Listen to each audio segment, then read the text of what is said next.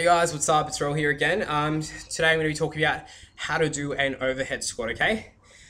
Some of the givens and prerequisites for an overhead squat is going to be having enough range of motion in your shoulder, okay? So basically what this means is that in an overhead squat, we're holding a weight, or today a broomstick, above our head, and you want to have enough shoulder mobility and flexibility that it allows you to keep your shoulder in this position very comfortably, okay? So people with frozen shoulders or just people with a really tight front delts and chest might struggle with reaching that full position back here, okay?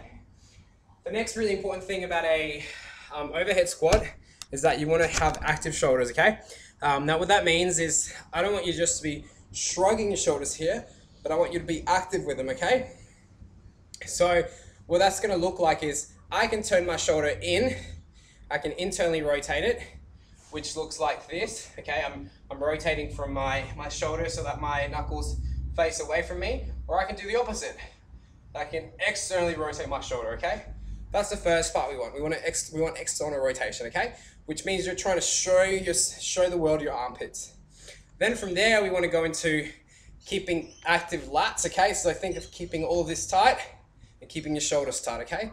So you should be able to see the difference between inactive with a high shrug and active shoulders, okay? Like I've turned my lats in, okay? I've activated them and I've externally rotated my shoulder.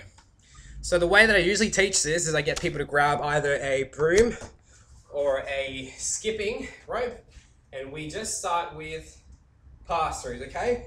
That's the first thing. See if you can do a pass-through.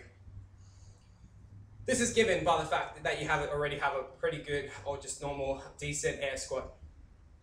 Then we're going to hold on to this broomstick from each end, as so, okay?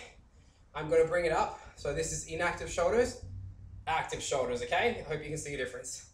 And from here, we're going to keep this bar in one plane of motion. So it's not going to be all the way back here, and it's not going to be in front of me. It should be one straight line, okay? So this bar, my shoulders, hips, and ankles should all be in one straight angle. If it's not, I apologize, but ideally that's where we want to keep it, okay? So now I'm going to demonstrate an overhead squat from the front view and then the side view. Okay, so from here, active shoulders, feet where we would normally keep them for a squat. We are going to go all the way down. Okay, keep our chest up, nice tight core, and we're going to drive all the way up. Okay, pushing with our weight on the heels, pushing with our weight from the heel of our foot, not from our toes. Okay, from the side. Overhead squat. Cool. I have a video that I posted with me doing a 60 kilo overhead squat. Check it out, it's on the channel. And I'll be posting some newer videos with a couple of heavier overhead squats.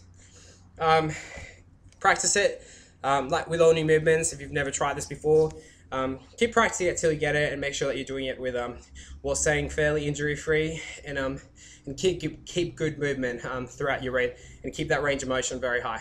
I hope that helps. Take care, and I'll see you in the next video. Peace.